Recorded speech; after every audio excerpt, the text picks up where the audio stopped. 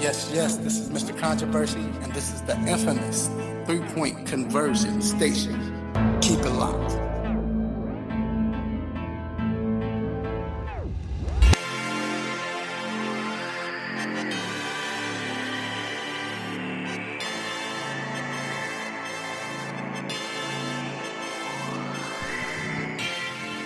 Yes.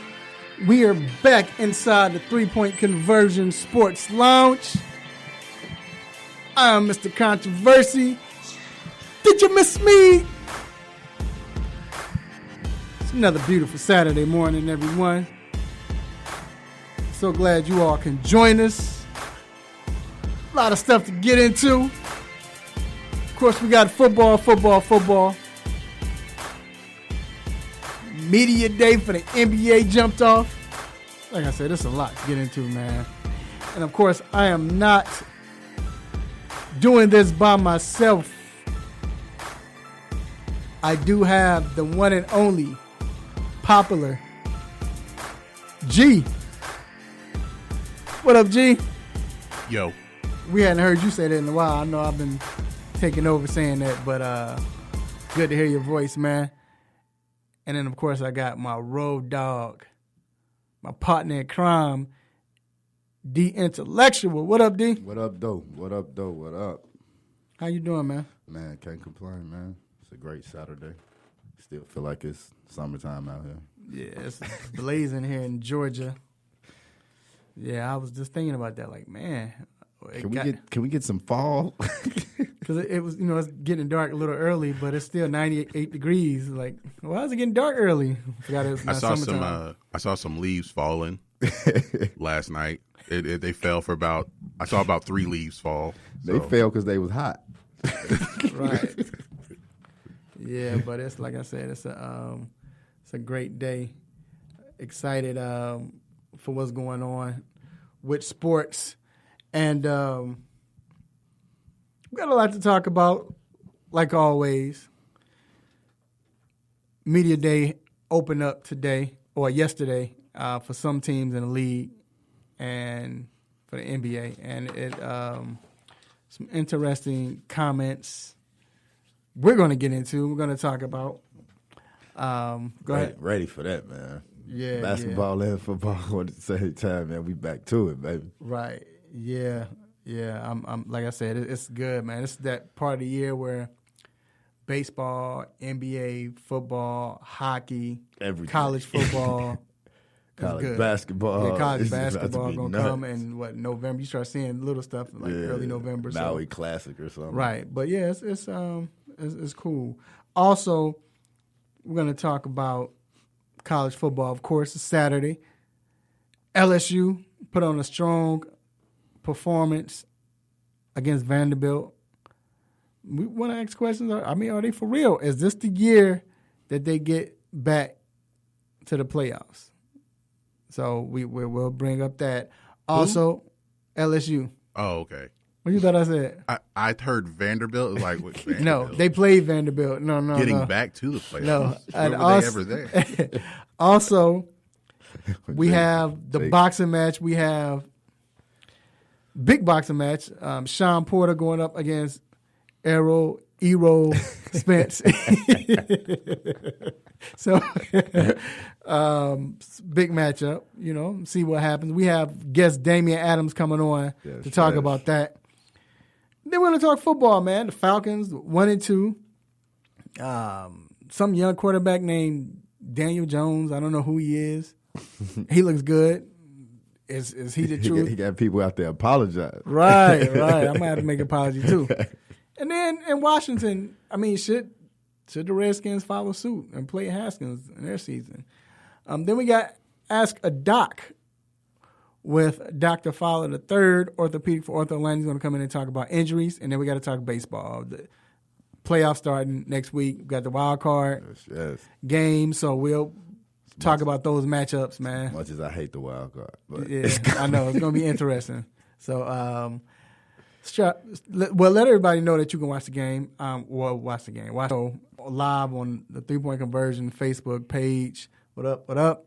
Also, We're live locally on the radio, 1100 AM WWWE, The Real. We're on iHeartRadio, TuneIn Radio, Radio Now, Cindy Barbershop. But we're everywhere, man. Make sure you let your family know they can tune in. But it is time to get to these quick hits. Let's get it.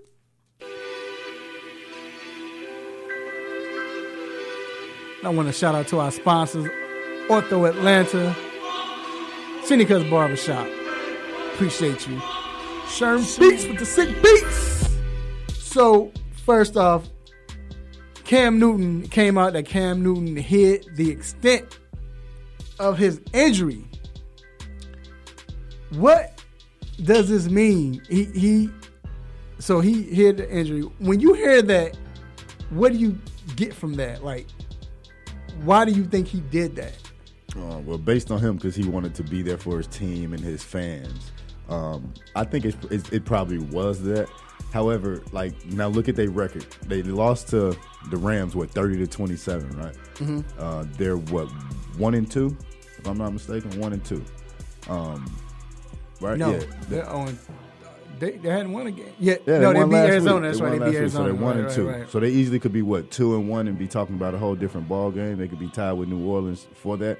Right. So I think it was, I don't want to say he was being selfish, but that was kind of a selfish move because you need your team. This is the NFC South. You could be 2-1 with the New Orleans Saints.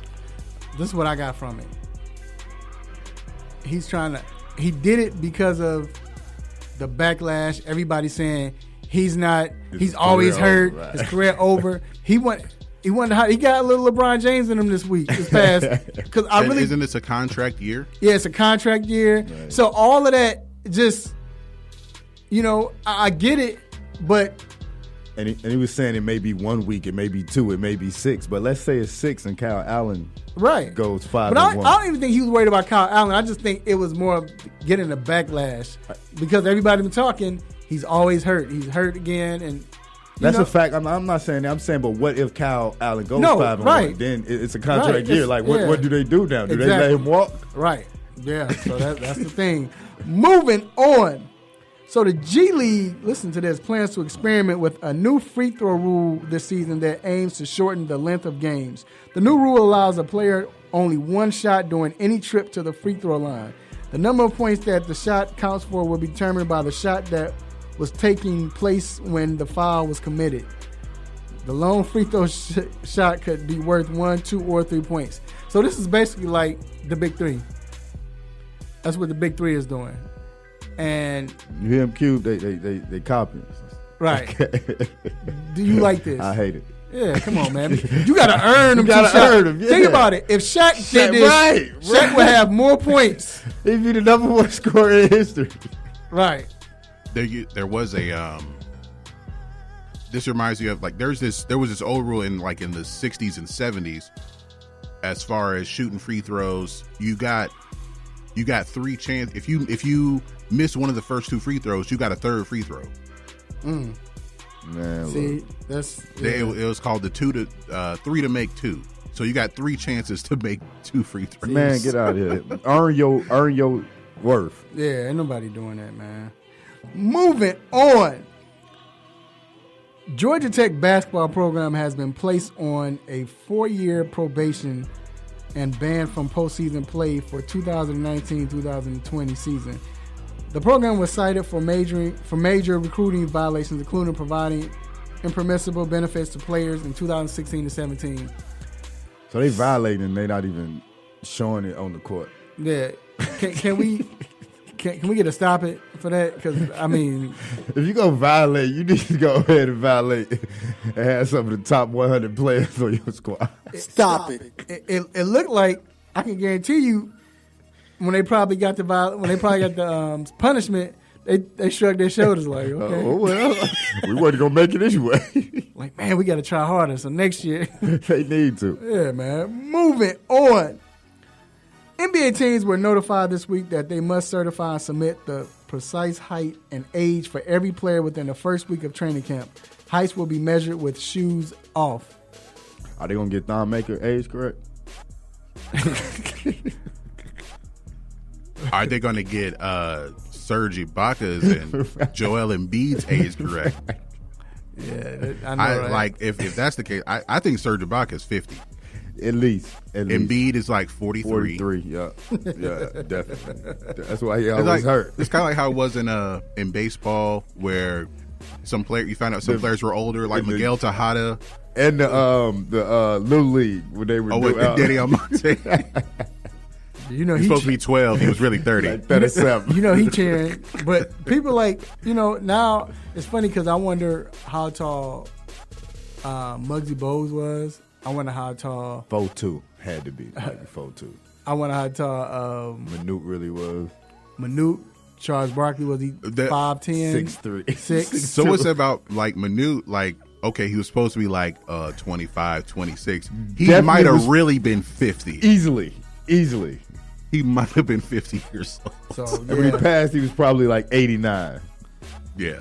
So right. How old is his son? Moving on. The Minnesota Twins became the first team in baseball history to hit 300 home runs. Before 2019, the team record for home runs was 267, set in 2018 by the New York Yankees. And before that, it was the 264 homers hit by the 1997 Mariners. The Yankees also passed the 300 mark and currently lead the majors with 304. You mean the Twins? Yeah. No, the Yankees. That's what I was going to say. They just gonna blow past them. They just like the Yankees are at like 299, and then they hit 5 last night. Oh wow! They're just gonna blow right past them. They just go like, see you later. Wow. So we got two teams over the 300. So the Twins got the Twins got there first. Yeah, they got their 2 seconds of fame. Right. But that's crazy though, man. But they tell you, and then shout out to Pete Alonso. Mm-hmm. This dude has he just tied Aaron Judge for 52 home runs in the season. What, 2 today and tomorrow left? It's crazy, man. You think somebody gonna throw him a soft pitch? They probably won't. But it's juiced. It's the juice. Yeah, we said it earlier. Yeah, so shooting balls, juice. Need another asterisk. 2 teams go over 300, and no team had been over 300. Come on, right? Come on, man. Right. Sticking with Major League Baseball, they have announced that the league will test the use of automated ball strikes, automated ABS in the Arizona Fall League this season. Come on, y'all. TrackMan, the pitch tracking system, was used at all Atlantic League ballparks this season. The TrackMan software first determines the strike zone for each batter, adjusting to the batter's height. Come on, stop it. Then as the pitch crosses the plate, the software will determine whether the pitch was a ball or a strike. The homer plate umpire will then receive the determined call via an earpiece and tell them they're doing too much. No, see, that's I'm not. Jeez. That's when I'm gonna stop watching the sport. Well, I'm stopping because of the Cubs. But you can't. Come on, man. You can't do that. And that's taking away everything, man. From the Like, and I know we've been on both sides, right? Like the losing side of a bad pitch and the winning side of a bad pitch. Like that's just part of the game, man. And then the fact that what if the earpiece go down? Electronic system. Bluetooth ain't working. Right. What they gonna have next? Machines out there at second base to see who out. And so they taking it too far. Antonio Brown is working on a potential grievance to recoup lost money from the Oakland Raiders. What up, Drew? And New England Patriots. The NFLPA is also exploring options for Brown to have up to $40 million in guaranteed money. The combined total voided by both teams returned to him. We need that cricket sound. Right, you saw me looking away. Like, dude, you blew it, man. Hold on. See if we hear it. Do we got it? That's horrible, man. I mean, hey. Man, you blew it, dog. Yeah, I don't know. You blew it, my boy. I'll say it one more time. What up, Drew? So, shout out to Drew at Seneca's Barbershop. But, yeah, that's crazy, man. That's crazy. You know what he could have did? What? Act right. Yeah. If he would have done that, he could have done Pay what you owe. If someone does paintings for you, if someone's your personal trainer, if someone's your personal chef, pay him. He tries not to pay Uber and Lyft drivers, but he want them for a ride. But he want them to pay him. Yeah. Yeah, that's crazy. He tries not to pay babysitters. He don't like to pay nobody, but he want people to pay him. I'm surprised his phone still works. He tries not to pay that bill. He probably don't. He probably get a new number. Every time He got Sprint burner turn him off. phones. Every time Sprint turn him off for that 125. Not crazy, man. And last but not least, we want to send our condolences to my man from the Big Three, which is sad. Man, sad. Emmett. Andre Emmett. That's horrible. And Andre, he was a good person. He was cool. Yeah, definitely. I talked to him a few times up there, but he was just real chill, cool. Facts. Didn't talk a lot as far as real humble. humble. Yeah, and he was the unsung hero, like Cube, and he was He was Cube the was a big second fan of leading his. scorer this year. Yeah, Second leading scorer yeah. with Amar. Yeah, so you know, I saw the video, man. It was sad. It looked like a straight hit.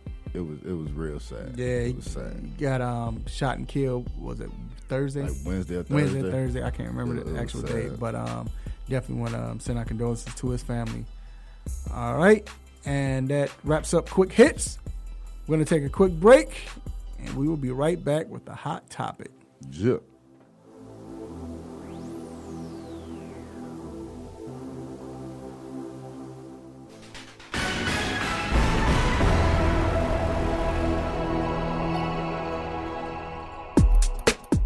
Good morning. This is Greg Hurd with your sports news break.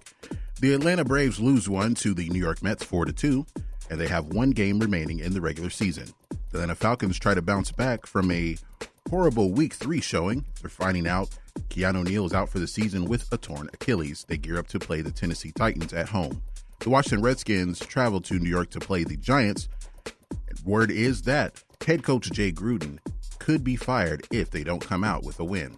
The 1-2 Georgia Tech Yellow Jackets are on the road for an emotional game for Jeff Collins against his former team, the 2-1 Temple Owls. The Atlanta United are in the playoffs, and the Montreal Impact needs 6 points to get into the playoffs. Player of the Month Joseph Martinez looks to cap his season with another goal. So make sure to follow the 3-point conversion for all of your major sports news and updates. It's where fans' opinions matter.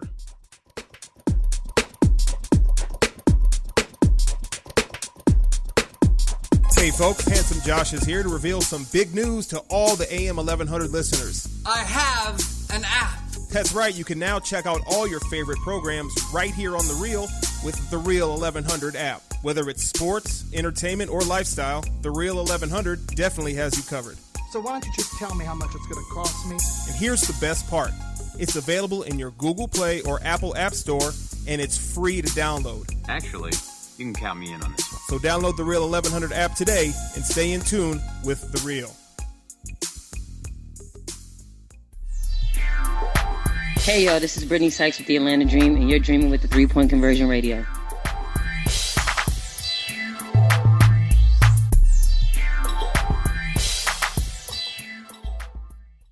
Get ready. From the oven to your ears, it's now time for the hot topic.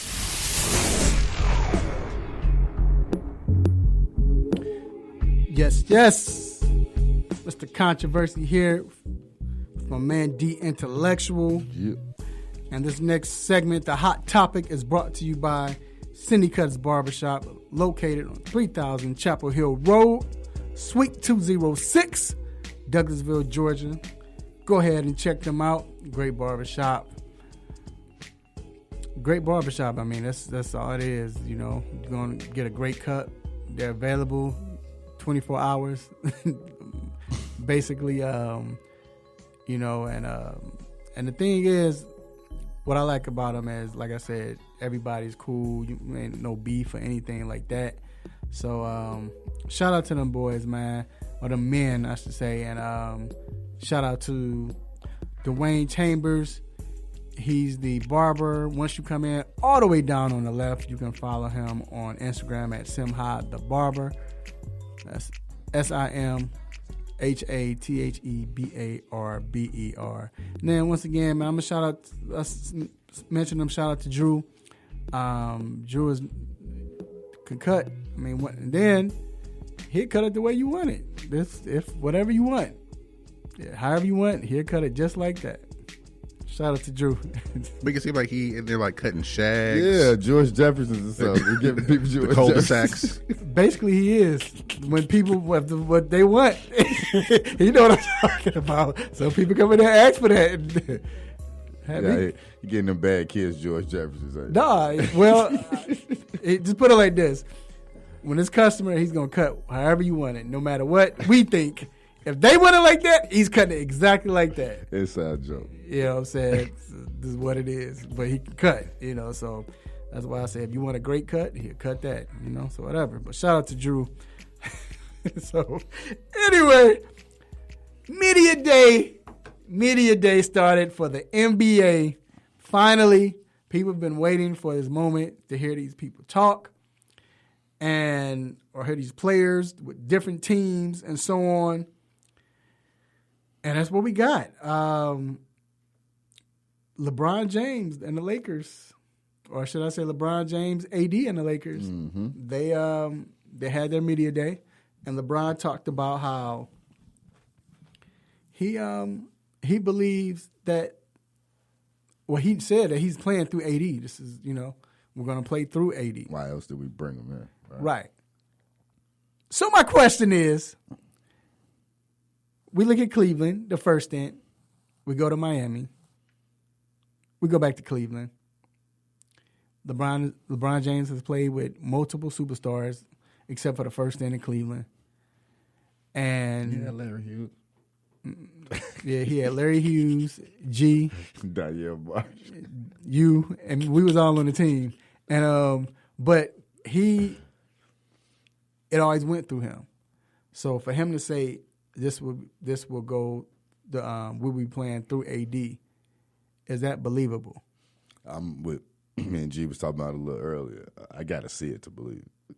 Like, you want to say, because like last year he was supposed to be off the ball, right? Mm-hmm. And he definitely was not off the ball. Right. I got to see it. I think it would be good for them to play through him, especially with LeBron's age. Mm-hmm. But we got to see it. Like, you can say what you want. We got to see this happen. You know what I mean? I know he's playing point guard. I understand that's a different position. He always handled the rock.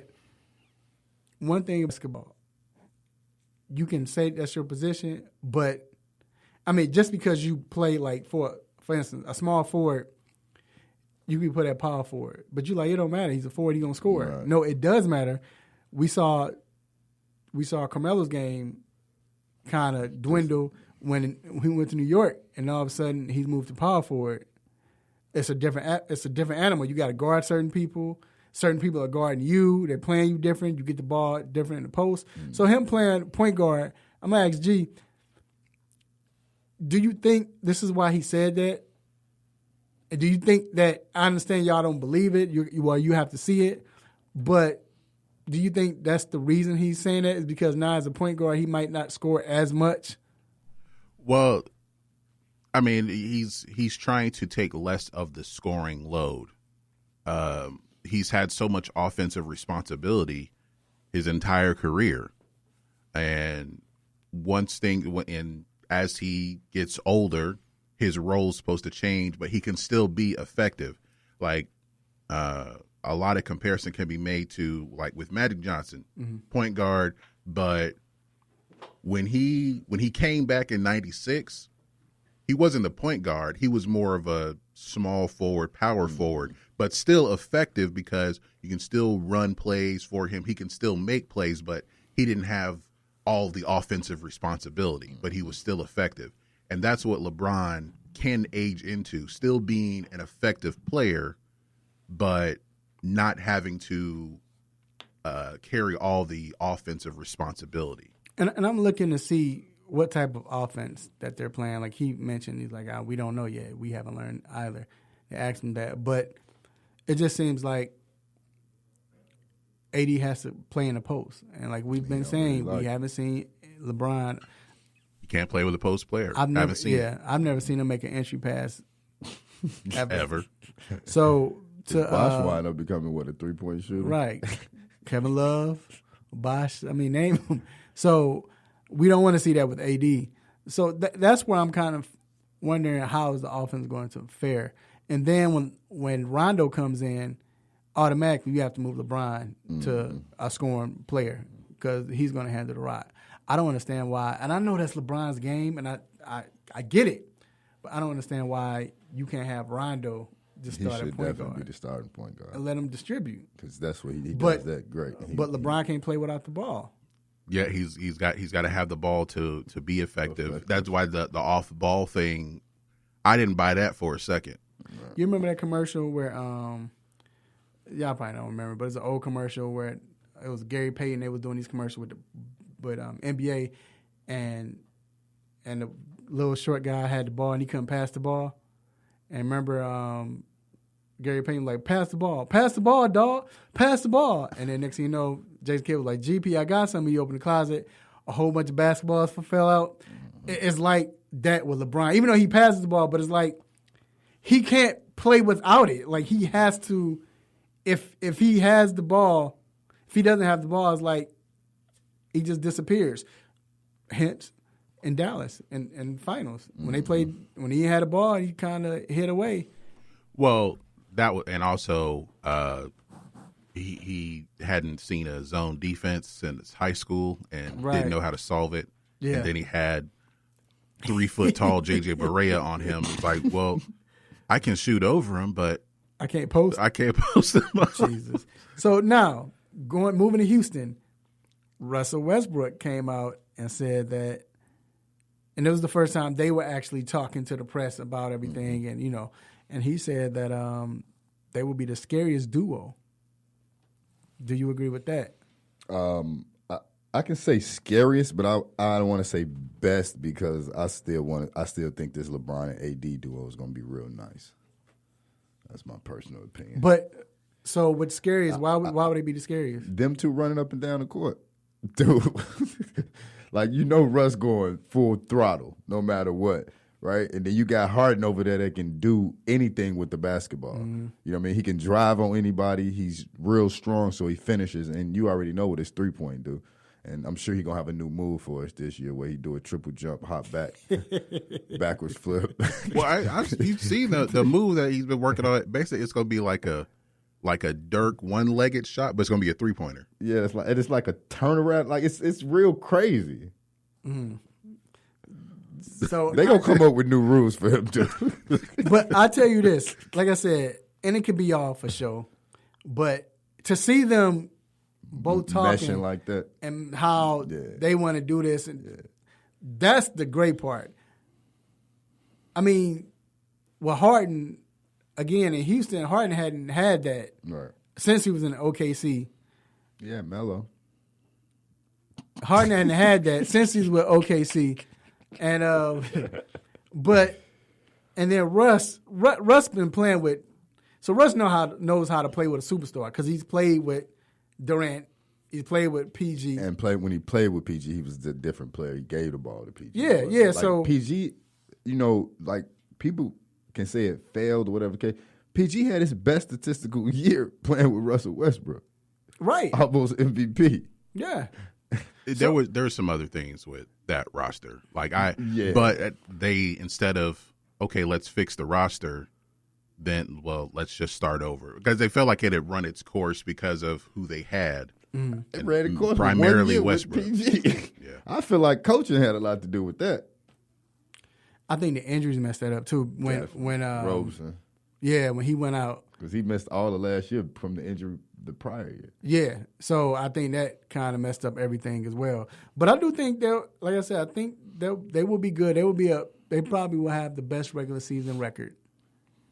But Houston had the best regular season record and before. And they're going to lose in the Western Conference Finals. I don't know. Because right now, we all know, it's a different dynamic because they do have Westbrook. And he can rest a little bit. But before, who was the team that beat them each time? It was Chris Paul. It was Golden State. Right. And we know what's up with Golden State. Golden State is not that same. Not saying they can't get back, because I still think they can get back, but I'm just saying it's a different dynamic. I think what's going to be important, and people will realize this, we talked about like with every team has 2 players now. It's like NBA Jam now. You don't have to have a big 3. Right. But you got to have 2, but you got to have solid role players around those 2 guys that know they role. So whoever has the best team around your best 2 players, that's who's going to be successful. And with the Rockets, There's still Capella. There's still Eric Gordon. There's still PJ Tucker. But who else is there? Right. They got Tyson Chandler, but they're not going to play him and Capella together. Right. And he's going to get you maybe 15 And I don't know who minutes else they got that, like Amon Shumpert doesn't want to play there anymore. Yeah, So he don't they have a just job. signed somebody. Who did they got just Austin sign? Rivers. They just signed somebody. Houston signed. Oh yeah, they got Austin Rivers. But yeah, man. And speaking to that NBA Jam, Brooklyn. And now Durant won't be there this year, but they got a chance to talk. And Kyrie talked about how because of his grandfather passing. They got Tabo. My fault. Of his grandfather's passing, they talked about how he lost focus throughout the season. And he wasn't able to focus. And he blamed himself. He said, I was wrong. I didn't like basketball. I don't want to say do you buy it, but do you see a change this year from that? I mean, if that's the case, or whatever the case may be, do you see a change in It's possible. Brooklyn? Because it's a fresh start. He's quote unquote home. He's from Jersey. He ain't from right. But Brooklyn is more his style. There are people who believe the earth is flat and all that stuff. So he's in like an environment that more fits him. But we'll have to see because there are players. Brooklyn didn't really have to give up anything to sign him. Like they brought in DeAndre Jordan and Kevin Durant, but they didn't have to trade Dinwiddie or Karis LeVert or Jared Allen. So they still have like their young core and with him. So it's kind of similar to Boston, but I think just because it's a different environment, it's just a fresh start. And those are players coming up. They weren't like where they were as far as Boston. It's not the same situation as far as like how the players played in the playoffs and got a lot of playing time and development. But he'll be able to show that he's a leader to a young core who is getting there, but not like we're almost there like in Boston. And then the fact that he chose the spot.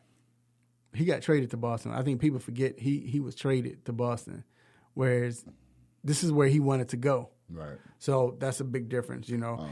I mean that grandfather passing is a big thing, right? I lost my grandmother, which still affects me to this day. So I can only imagine. Not only playing basketball, right, but everybody in the media wondering what's going on with your free agent, right? Every time you talk to KD or every time you do anything, they're wondering what's going on. And you also dealing with your grandparent passing, you know what I mean? So that definitely could have a big effect on everything he was saying, everything he was doing, being the correct leader, doing this. So I think it definitely had a big effect. And like G said, with the new fresh start and kind of being a year removed from that passing, it should definitely help him. Right. And then last, you think about Miami. Miami had theirs, and Jimmy Butler said it's a fresh start. And, you know, I'm not that type of person that's been portrayed in the media. Do you think that he gets this?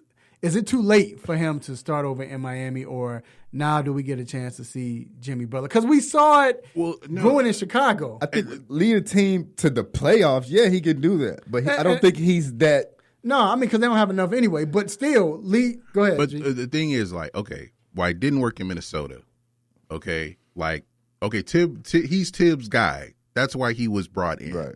But you dealing with a guy who was a number one pick, Karl Anthony Towns, who says he's been the greatest thing since sliced bread his entire life.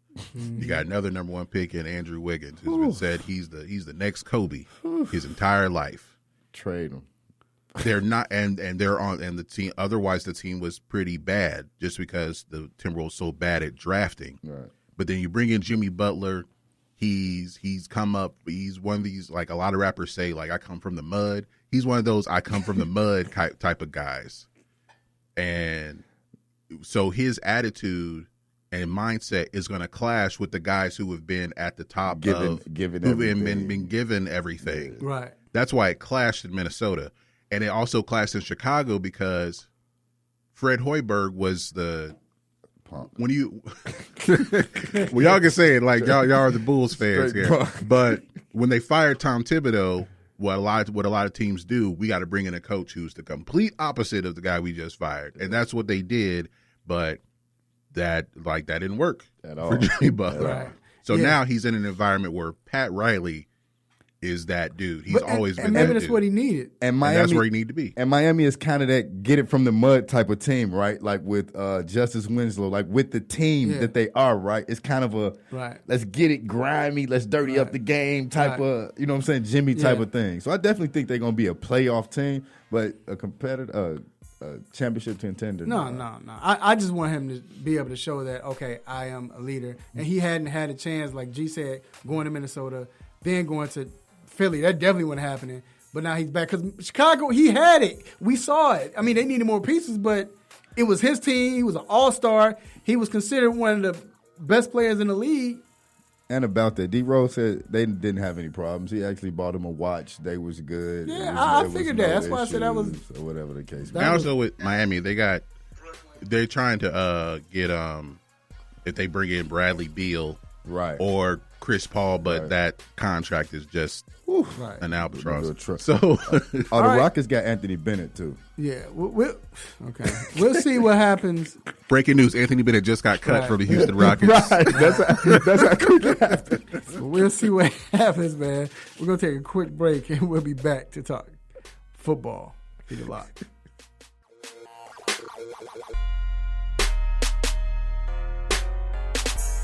There's a lot going on in the world, and your world is always changing. That's why it's important to stay connected. The latest news, the latest entertainment, the newest music. If it's in the air or on the air, it can be in the palm of your hand, wherever you are, with the iHeartRadio app. iHeartRadio. Over 1,500 live radio stations from across the country, and over 15 million songs to create your own custom stations. Text IHR to 45495 to download the app or listen at iHeartRadio.com. Standard text and data rates apply. This Sheldon Richardson, defensive tackle for the Cleveland Browns. Here to shout out 3-point conversion, man. Radio show. Hot.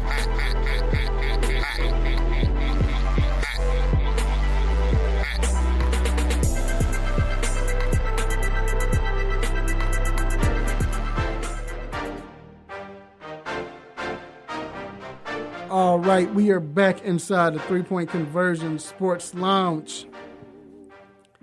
Saturday morning, which means college football is up next. And what we like to do is we like to give our nosy neighbor watch, and this is where we like to talk about person, team, coach, whoever that we're looking at. We're actually spying on them, peeking on, trying to see what's going to happen, what they're going to do, how they're going to respond, whatever. What is your nosy neighbor watch, sir? Michigan. When we talked about them last week, and as we talked about them, they went on to get demolished by Wisconsin. Mm-hmm. We had already talked about how Wisconsin played anybody to, say that they're not allowing any points, but they got up and destroyed Michigan. And the score ended 35-14, but those 14 points really do not count for anything because the game was way out of hand and it was ridiculous. It was over at halftime. It was over at halftime. I mean, to the point where they were giving the ball to Wisconsin. Like, it was ridiculous. Like, the game was horrible. I stopped watching it and it was still on. Like, it was ridiculous. But it also could turn into even more because, they lost that way. But let's say Wisconsin goes on to beat Ohio State and possibly get to the playoffs. Then where do you rank Michigan if they win out the rest of their games? Then you got an opportunity where they still could do something. But they definitely got to get the ball going. Yeah, I agree with that because I want to see how they bounce back. I want to see how they bounce back, what they do. You got to remember, like you stated, they still. That's how they look at it because it could be demoralizing. Where it's like, you know what, it's a wrap, it's over with. We're giving it up. The players give up, but it could be like you stated. Wisconsin goes on to beat Ohio State. They go on and beat Iowa and go to the playoffs, and then Michigan runs their table and beat Ohio State. I'm trying to think who else I got to look at the schedule, see who else they play. But either or, Michigan. But they got some games. They got Iowa, Penn State. They got to play Penn State. So let's say if they do win, we know how it works in college football. They're a playoff team. So, yeah, it matters how will they respond. They don't have a big game today, but how will they respond? I definitely agree. My nosy neighbor, I hate to keep going with the quarterback, but it's got to be Justin Fields. I have to see. This is the first time he's playing against a formidable team. Right. We saw him against these cupcake teams, and no disrespect to the colleges, but I can throw. Look, you could throw disrespect to them. Florida Atlantic, McDonald's State, Quick Trip, Tech. I can throw 5 touchdowns at this deal. Sounded Kroger. Look, you see how many times his players was like open by like yards, like 10 yards. Dude, if you missed that throw, right. You shouldn't have. So he was hitting them on stride, but still. Yeah. So I want to see. They play Nebraska today. Nebraska's 2-1. Not saying Nebraska's a great team, but they are a Big Ten team, and they got a scary dude in the crowd.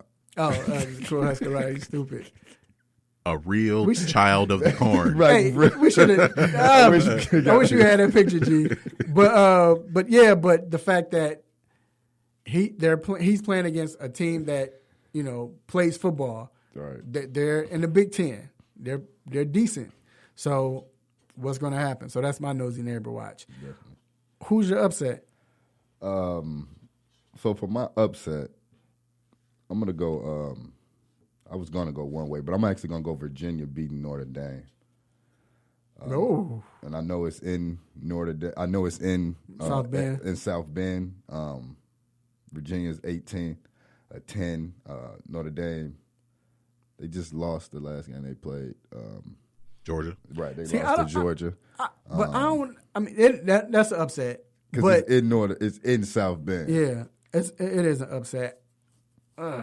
So yeah, I want to see that. I think that's gonna be a good game. To come on at 3:30. You know I'm definitely what? gonna tune in to that. My upset. I'm gonna go ahead and say it, man. I see Ole Miss doing what? Ole Miss beating Alabama. Oh my God. We've seen it the last 5 years. I think last 5 years they've lost twice. So you think Ole Miss is going to walk into Tuscaloosa? They beat them there before. They come out with a win. Look, Chad Kelly and Shea Patterson are not walking through that door. You want to shake yourself? I want something. Look, they don't want Shea Patterson to come in the door right now. Anyway, the way Michigan playing. But yeah, man, I that's my upset, man. I think they shock them. Does Alabama? I know Nick Saban isn't, but does Alabama look past Ole Miss? But these are new players. Alabama's not that type of program.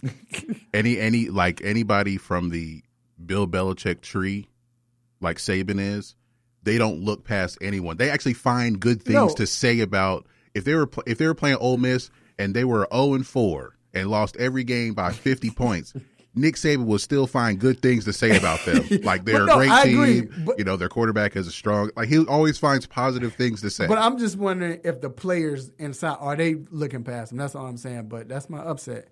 But let's talk about this. Let's stick with the SEC quickly. LSU. Mm-hmm. They've went crazy. They beat Texas. They put up 45 on Texas. Joe Burrow throws 5 touchdowns. I think 4 or 5 touchdowns. He threw 498 yards. Right. In Texas now. Then last week, he throws 6 touchdown passes for 398 yards against Vanderbilt. We hadn't seen LSU play offense like this since ever. Like even with Jamarcus Russell, they weren't putting up numbers. He wasn't putting up numbers like this. Right. Like right now, to be honest, Burrow as great as Jalen Hurts is playing, Justin Fields is playing, Burrow is right there with them. Definitely. Like, for real. Like, they all looking at each other. So, is this the year that they beat Alabama and contend and go to the playoffs? I don't think it is that year, but like you said, Joe Burrow is doing his thing. He's leading the nation in completion percentage. He's only missed 24 passes. That's crazy. So he's definitely balling. However, on the flip side, the defense missed 18 tackles last week for 148 yards. If you miss 2 tackles against Alabama, you probably going to lose the game. You've given up 50 points already. off them 2 tackles. So this week they doing this little spring mini camp type of thing to work on tackles. So they definitely need that. But if that defense is going to play like that against an Alabama team, they have no chance in any type of war. Well, and here's the thing also with LSU. Okay, after they're off today, they're off this week. Mm-hmm. They have Utah State, which is it's a warm up basically. Yeah. But after that, they have Florida. They got who's a top 10 team. Right. They have to instantly. They got to. Then they have Mississippi State. I don't know what their record is. They're 3-1, so they could be ranked by the time that game comes around. Then they have Auburn, and then they have Alabama. Yeah. So, I mean, I understand the matchup because it looks like it's going to determine something, but we don't know where LSU might even be by the time we get to that game. Right. But they're playing well. They're playing good right now. They can't show up tackling. That's why they're doing these drills. We all know historically LSU is a great defensive team. If they get that together with this offense, I don't think no one can beat them. But as you said, they do play. And to me, the most dangerous team is Auburn. Them boys right there, them big dudes on the line. Like G just spoke, though, they're about to have an opportunity to prove themselves. Yeah. When they play Florida, that's the opportunity. They still right, but that's what you want because Florida has a great defense. Right. So that's what you want. Definitely. And if they're able to put up points against a team like that, like if that turns into a blowout, then maybe we talking something. Yeah, right? we gotta see, man. This is like I said, this is good for college football. Good to see. All right, keep it locked. We'll be right back. We have a special guest coming on to talk boxing. Mr. Damian Adams. Keep it locked.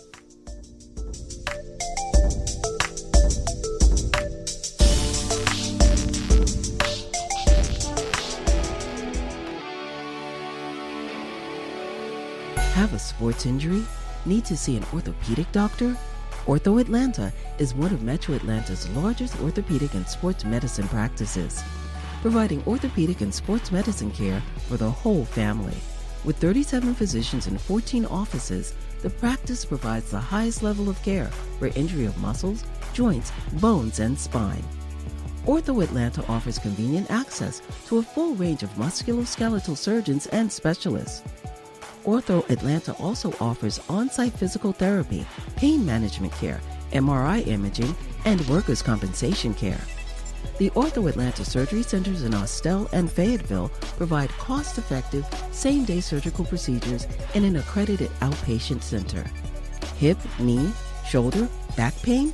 Ortho Atlanta has you covered with specialists in all areas. Same-day appointments, orthopedic care for the whole family. Ortho Atlanta, Atlanta's choice for orthopedic and sports medicine care. Learn more at www.orthoatlanta.com.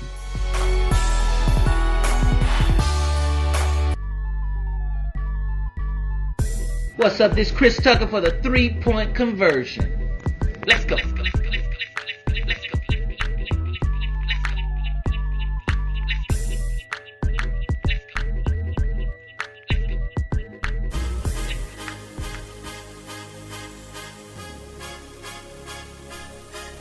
All right, we are back inside the 3-point conversion sports lounge. We have a big fight tonight. We have Shawn Porter going up against Errol Spence. And of course, you know, we had to bring the boxing expert, Now I have to say the 2018 Battlegrounds champ. He's not the undisputed 2018 Battlegrounds champ. My man Damian Adams. What's going on, Damian? Hey, what's going on, y'all, man? I got a bone to pick with y'all, though, man. What's up? So, shout out to Ray J. Lynn, the 2019 Battlegrounds champion. Yeah, he did a great job. I can't wait to battle him when the time comes up. But, so, 2018, I win, right? I got change for my bus fare. I got a spinning top. My man Ray J. Ray J out here getting his own segment on the show. I mean, he out here getting all the perks, man. What's up with that? Hey, man, we done came up, man. We just growing. I know back then we could just send you the monthly bus pass and a piece of licorice, but hey, that means we step. I knew he was gonna say that. Look, this joker get a photo talking about sports person of the month all on the show and all on the screen. My bad, man. We just coming up. Oh, that's funny. But man, so this fight is it's gonna be exciting. I think everybody's excited about it, and we finally I shouldn't say finally, but we get to see Spence and we get to see Porter fight. Now, I want to know, okay, Spence is basically, he's set up to win, you know. They think he's going to win. He's the favorite. Is this more of this fight right here, is it a setup for the Spence-Terrence Crawford fight? Or is it Premier and Top Rank, they just don't, like, it's never going to happen because they don't agree? I hope it is a setup for it. It is one step in the right direction. So if Errol Spence wins tonight, he does collect another championship within that division. And his goal is to become undisputed and have all the belts. So if he wins tonight, he'll have 2 out of the 4. The other 2 will be held by Manny Pacquiao and by Terrence Crawford. So his next fight could be Manny Pacquiao, which Manny Pacquiao looks great against Keith Thurman, so that'll be a big money fight that a lot of people want to see. And it'll be easy because Manny Pacquiao is now under the Premier Boxing Champions umbrella. And after that, that's when you might see finally Errol Spence and Terrence Crawford get together, because at that point the money will make just too much sense for them not to work it out. So I think this fight, if Errol Spence takes care of business, can lead to him against Manny Pacquiao if Manny Pacquiao still wants to fight. And I think he would beat Manny Pacquiao as well. And then you see Terrence Crawford. So I think it's a step in the right direction. Absolutely. Now for me, people kind of looking over Shawn Porter, but do you think Porter has any type of outside chance? And if so, what needs to happen? He does have an outside chance in this fight. He is somebody who's very tough, very rugged. He does have skill in the ring. Like his last few fights, he's been able to show that his skill is matching up with his athleticism. Like he was a converted football player that came to boxing. So when he first came onto the scene, his skill as far as boxing didn't match with his athleticism. I think that skill is starting to catch up. So people are sleeping on him. I don't think people should sleep on him as much as they are. The thing he has to do in this fight, though, as much as he has improved on his skill, he's still not where Errol Spence is. So he has to make Errol Spence uncomfortable in this fight. He has to get on the inside. He has to make it somewhat of a wrestling match at times. Not the whole time, but at times in the fight. Because it's not like Spence is going to be scared of getting rugged with him, but he just has to mess up his rhythm. Because Spence is somebody who can get in the rhythm, and next thing you know, you have no shot. In Spence's last fight against Mike Garcia, he got in the rhythm to the point where he threw over 1,000 punches and was just relaxed in the ring. What my man Porter has to do is make sure that Spence is getting that rhythm where he's throwing that many punches and just trying to just rug it up a little bit. And that's why he has a chance in the fight. But there is a reason that Spence is the favorite. And once again, we're here live with Damian Adams from The Real Deal with Damian Adams, and also the 3-point conversion boxing expert, writer, all of that. And you can also follow him on social media at The Real Deal with DWA, right? D as in David, W, then A as in Apple. Now, here's the thing. So we got this fight. We talked about the setup fight about Spence and Crawford. But also, there's some big fights coming up, man. This is that time of the year where you have a lot of big fights coming up.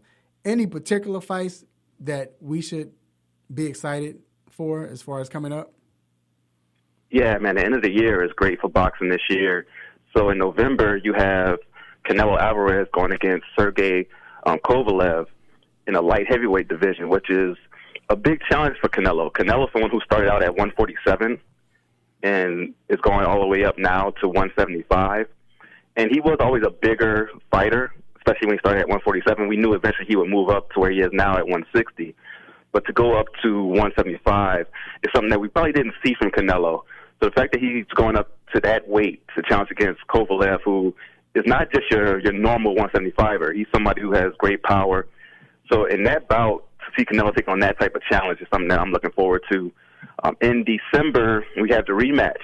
We had the big upset earlier this year between Anthony Joshua and my man Ruiz, the Mexican killer over there. That was one of the biggest upsets in history. It, went viral, and my man Joshua was everywhere with his soul getting left from his body with the memes. That rematch is coming in December, and it's going to be a big one. Anthony Joshua has to prove that was a fluke.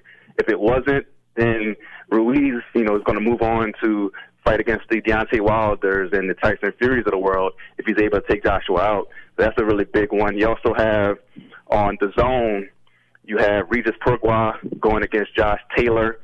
I believe October 26th. That's a big one. That's for the World Boxing Super Series Championship at 140 pounds. The winner of that bout is probably going to move on to try to become undisputed in that division. There's a lot going on to end the year in boxing. It's a great time. As you could probably hear in my voice, the excitement's coming through. It's just a great time in boxing. So somebody like me, man, I'm getting giddy thinking about it. If you're a boxer fan, it's a great time to get back into it and just catch up. Now, with that being said, this kind of is two questions within one. Will boxing ever get as big as it was during, when it was as big as it was during the Golden Age or Mike Tyson? And also, with that being said, who are the up-and-coming fighters we should keep an eye out for? With boxing, I don't think here in America it'll ever be to the point where it was when Tyson was fighting against Holyfield, just because we have so many options now. In America, we have football, basketball, baseball, even hockey, so many different options before you go to boxing, right? And a big boxing match will still generate interest. Like this one tonight's generating a lot of interest. You get Spence versus Crawford, Canelo. Those type of fights are still going to generate interest because it's a one-time event. But as a whole, here in America, it won't be as big. Now, overseas, boxing is as big as it's ever been. That's why somebody like Anthony Joshua can go overseas and fill out an 80,000-seat stadium for a fight. So that's why one of the reasons that Deontay Wilder didn't mind, the idea of going over to London to fight Anthony Joshua, because over there, somebody like Anthony Joshua is a megastar. So it just depends on where you're at as far as how big boxing is. As far as the young boxers coming up, they got some on the card tonight that you guys should watch out for. So in the first fight that's on the pay-per-view card, there's a young fighter named Mario Barrios. He's 24-0, lightweight. He's 5'10", which is really tall for the lightweight division, knows how to use his length, really good boxer. If you're looking to watch the whole boxing card to get your full money's worth, tune in right away at 9 p.m. Eastern Time. Watch him. And in the co-main event, David Benavidez. Remember that name, David Benavidez. He's only 22 years old. He's already in the co-main event of this big pay-per-view event, going against Anthony Durrell at 168 pounds. This dude, David Benavidez, is a monster. 6'1", he got a reach of 77 inches, which at super middleweight, 168, is nuts. He's mean. Like, he's one of those dudes, like, when you see him, you're like, okay, that dude's a boxer. Like, he's somebody you see him, like, I'm not going to mess with that dude. He bump you, like, okay, you got that. Like, he's one of those type of dudes when you see him. So he's somebody, like, he's just a monster in the ring. His punching power is incredible, good technique. And I think it's going to be a great test tonight going against Durrell, because Durrell is your boxer's favorite boxer. He's someone who just knows the ropes, literally, how to get in and out of pocket, just the technique of boxing. He knows how to do it. It's going to be a great fight tonight between those two guys. But David Benavidez is definitely a young fighter you should look out for. I should have stuck with it. Should have stuck with boxing. I would have been out there. You would have been in the medium league? All right, so appreciate it, man. Once again, is Damian Adams. Oh, before I let you go, who do you have? You have Porter or Errol? I gotta go with my man Errol Spence tonight. I think he's gonna win by decision. It's not gonna be easy though. I think it's gonna be a really exciting fight because Porter is not gonna go out easy at all. He has a lot of heart, a lot of pride. I think Spence is just more technically sound, so he's gonna win. And there's been a lot of trash talk into this fight. Neither one of these guys are known for their showmanship outside the ring, but ironically, it's been like a really good build up to the fight between those two talking. And Spence, it seems like a genuine dislike there where Spence wants to knock him out. And Porter's never been knocked out before. So we'll see if he's able to do something that hasn't been done yet. It was a good fight, man, but I got Spence winning by decision. I'm going to go 116 to 112, Spence. All right. And make sure y'all follow him on Facebook, just Damian Adams or The Real Deal with Damian Adams, that page, because he's going to have his I'm pretty sure each round you're going to say who won and things like that, correct? Yes, I'll be doing round-by-round updates. Right, okay. So check him out again on social media, on Twitter, YouTube, but Twitter and Instagram. Check him out at The Real Deal with D as in David, W, then A as in Apple. The Real Deal with DWA. All right, man, appreciate it, man. We'll be chiming in tonight. And we're going to take a quick break. We will be right back with the Stop It segment. Yeah.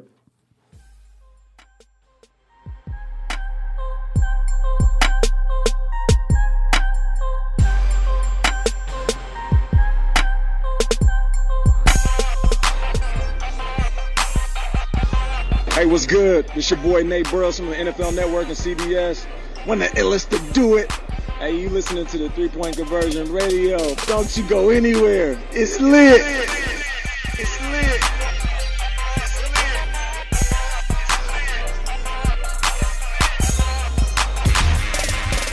You're tuned into WWE Peakville, AM 1100.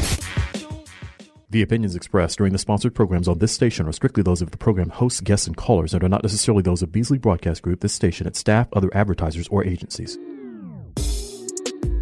Big ups to our Sports Lounge crew for keeping the airwaves blazing each and every Saturday. But I want to send another special shout out to our team of writers at the 3-Point Conversion. You can visit us at the3pointconversion.com. You can also like us on Facebook, follow us on Twitter. How about the Gram? How about iHeart? How about Spreaker Radio? How about wherever you need it, baby? We got you covered.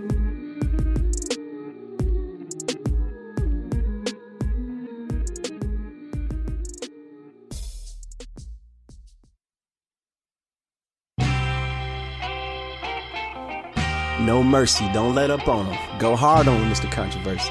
Hit him with the stop it button.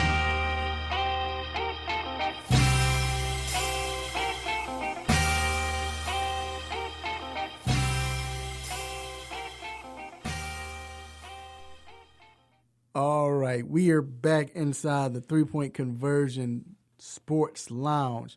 This is the time we like to thank everyone who is supporting the 3-Point Conversion Sports Lounge and continue to share our content.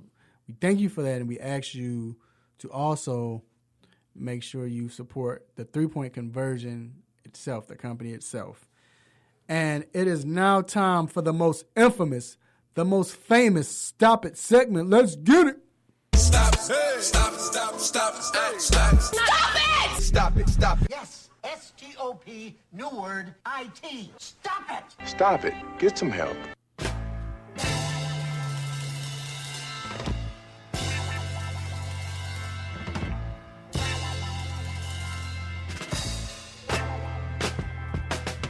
It's on you, D. All right, so I got two quick stoppers, actually. The first one is going to go to your boy Antonio Brown for comparing himself to Nipsey and playing the victim. I think it was last Saturday he put a picture up of Nip. And Wow. Stop it. Like, dude, don't do that, man. Like chill out, dude. You lost that. My other one, unfortunately, has to go to our soon-to-be ex-manager Joe Madden. He said he resting his starters this weekend. Stop it. What is he resting them for? Two games left, right? Getting them prepared for the vacation they're about to be on. What is he resting them for? This is his pregame speech.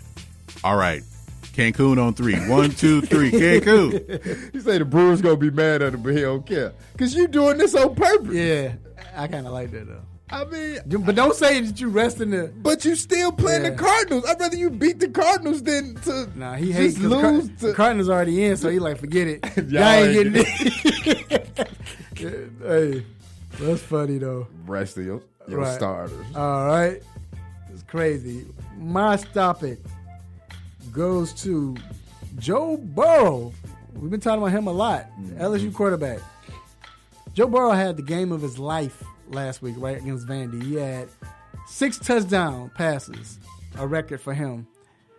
Probably a record for LSU. But he was 25 for 34 with 398 yards. I almost said something else. This boy said that it was the worst game he played so far. Stop it. It had to be the 9 incompletions. Can I get one more? Stop it. It had to be the 9 incompletions. How you have a career game and talk about it's the worst? I just feel like he's just not fun to be around. Yeah. He said he got more coming, man. He said he got some more coming, man. This is just the beginning. And that's my dude. I like him because he's competitive. And maybe he just trying to. He's just not fun to be around. Yeah, that's what it sounds like. Like he'll win a game of Monopoly or something, but he's mad that he didn't get that house on Baltic Avenue. Right. Baltic. Not Boardwalk. Baltic right. Avenue. The first time around the board. Come on. That's crazy, bro. All right, my stop it goes to John Gruden, who said that he blames basically the sluggish offense of the Raiders on not having Antonio Brown. Oh wow! Stop it.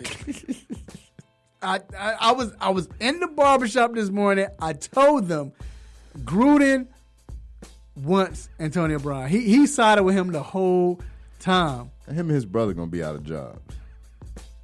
No, because you know why? Because Mark Allen likes that. Mark Davis. I'm sorry. Mark Davis loves that because Mark Davis, he saw his father. That's why I said Allen. He saw his father, Al Davis. Al Davis with the Oakland Raiders. What did he look at his players? He got fast, crazy, a lot of characters, nuts.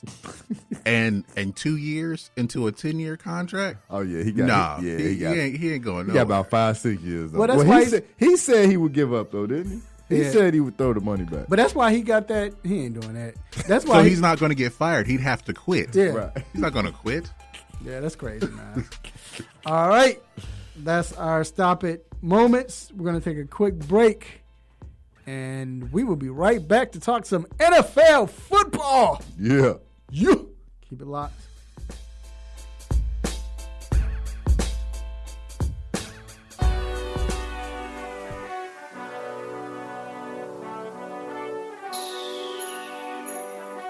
Let me break down to y'all what's so dope about the three-point conversion.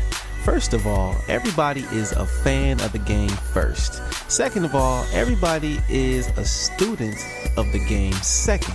And third of all, we're the average sports fan just like everybody else. We're not coming in here, walking with our nose tipped high, acting snooty, acting brand new. This is a grassroots organization. Bar none. The three-point conversion, where fans' opinions matter. Be sure to visit the website www.the3pointconversion.com. Get your fix, get your articles, multimedia, and everything else that you, as a sports fan, need. So again, the3pointconversion.com. It's where it's at, man, where fans' opinions matter.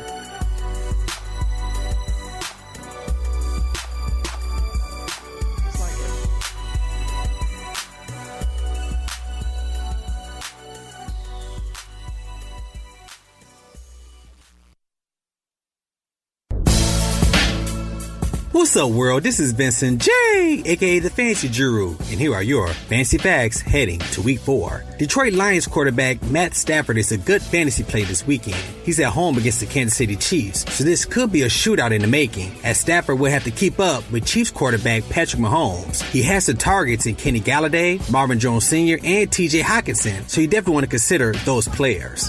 One player who I'll bench this week is Tampa Bay Buccaneers tight end O.J. Howard. Last week, Howard was more involved in the offense against the Giants with 3 catches for 66 yards on 4 targets, but he's just not getting enough looks in the end zone. It's hard to trust him this weekend against the Los Angeles Rams, who held Greg Olsen and Jared Cook in check.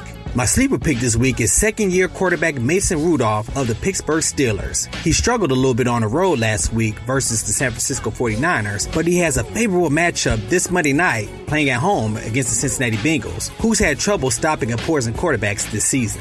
Now, if you want to check out more fantasy facts and my ahs and ahs, make sure you continue to follow me on the web at the3pointconversion.com.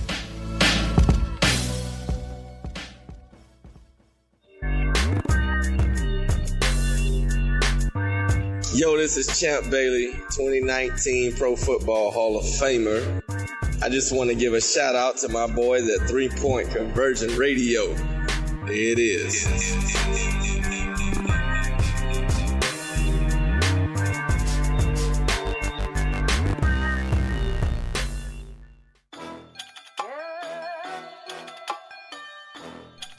All right, we are back inside the 3 Point Conversion Sports Lounge. Second half of the hour of the show, I should say. Second hour of the show. And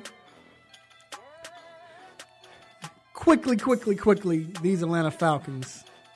Real quick. They're dropping quickly. That's what's going on. But offense ain't doing nothing. Isn't doing anything. But they lost Keanu O'Neal for the season.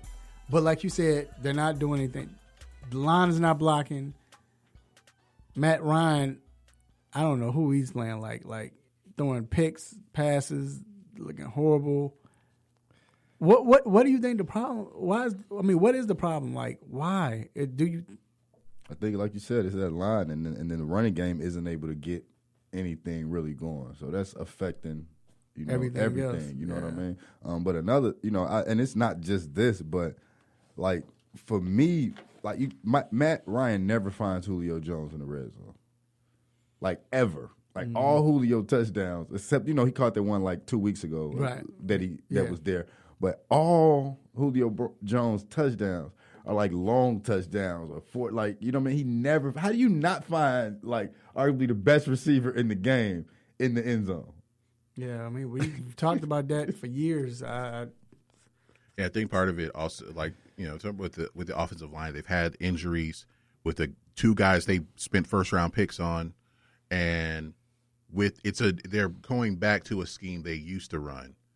Like this is when they had Dirk Cutter the first time around, and it's kind of the zone blocking, and you got to kind of get that right. You've been running it one way, now you're trying to run it another way, and that's why That's why they've struggled in the running game, and because the continuity on the line, and it's an offense they're trying to run again with different personnel. So I don't know if they'll ever get it going. They're like 27th, 28th in the league running the ball, and it's hard to believe in Devontae Freeman because I feel like he's going to have another concussion, getting out of bed. Yeah. Do you think that's it because he hadn't played?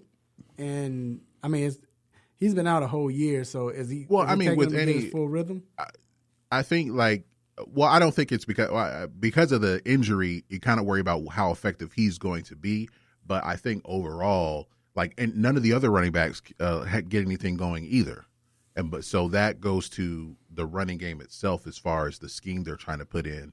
And then with the injury, it's just everything's starting to pile up, and you see it on the field. And this schedule isn't letting up. Tennessee, Houston, Arizona can be I can't even say it's a gimme for them. Rams, Seattle, New Orleans, Carolina, dude, they easily could be out the playoff race within the next month. Right. Yeah. So, do you think it's over for Dan Quinn? If Definitely, fans will say yes. Arthur Blank, I don't know.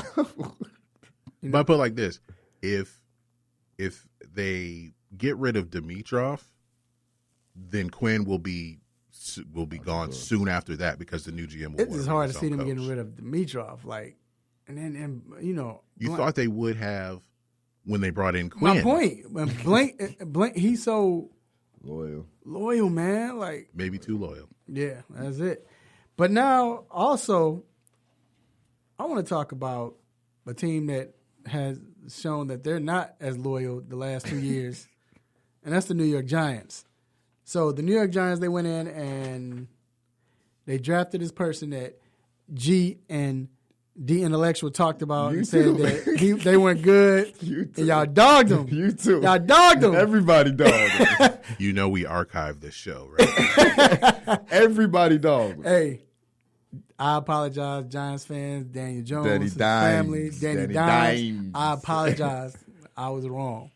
But, and I ain't gonna lie, in preseason I started to see it, and I was like, oh, this dude. But, man, when you see him, I know it's one game. What are your thoughts on him? Shout out to my homie Blue, right? And I'm going to tell you why. So, you know Danny Dimes worked with Eli Manning and Peyton Manning's right, their quarterback guru or whatever. Man, this right? is all Archie having them get him. Right. So, my homie was saying that this was a whole designed out plan. And they got him at 6 because they didn't want to risk him falling a little too low and someone else picking him. Right. Like, that's why Eli isn't, quote unquote, mad about being benched because of the relationship they have. I think he's smart, and that may be part of why he went to Duke, of course, because he's smart and all these teams won't be looking at him when he plays well and he won't be a top 1 or 2 pick. Like, it was all part of, going to New York and being able to do that. That's why they got him. Do I believe in him? Yes, because he actually looks good. Like, he looked well. He read the defense well. The game-winning touchdown. Right. He another rookie quarter. Not gonna say a rookie quarterback because he is, but a quarterback that's not thinking that he would have tried to force a pass. Right. He stepped back. He saw that it was nothing there. The lane opened up. He ran, had the game-winning touchdown. So he looks good. But again, it was one game. We know rookies can go up and down per game depending on who they play. But I do think he has a skill level and the smarts to be a quarterback in the league. Yeah. I might be going too far, but I don't think so. I'm just telling it like it is. In football, quarterbacks, it's certain quarterbacks they have that factor. You can see it quickly. We saw it. I know I saw it in Russell Wilson in preseason. This dude got that. He got that it factor. I saw in the first game he lost when they played Arizona. They went into the last. It was like the last play of the game, and they end up losing.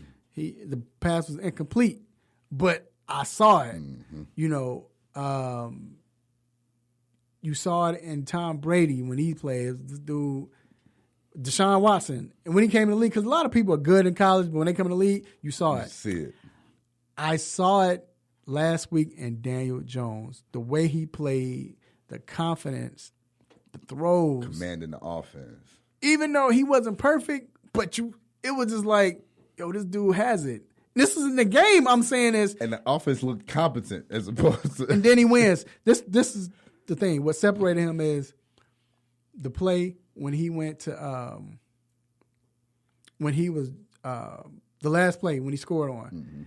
You look at it was the same exact play, same exact scenario, and I said this during the game with Baker Mayfield. I hate to bring him up, not shunning on him, but Baker didn't go and make that run, and it split up just like that. Yeah. Daniel Jones is smart enough to do that. Yeah.